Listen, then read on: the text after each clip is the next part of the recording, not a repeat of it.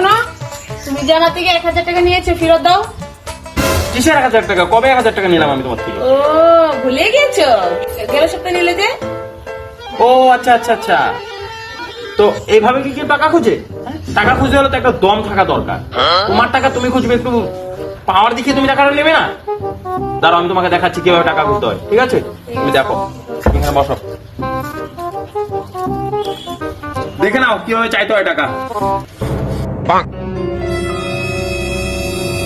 এই, তুই আমার থেকে গত সপ্তাহে টাকা নিয়েছিলি, 1000 টাকা দে, কত টাকা দে, আমার টাকা দে, দে, দে, টাকা দে, দে, দে, দে, দে। এভাবে খুঁজতে হয়, বুঝতে পারলা? এভাবে চাইতে হয় সবসময় টাকা। যাও, তুমি যাও এবার। এবার আমিও শিখে দিচ্ছি, দাঁড়াও।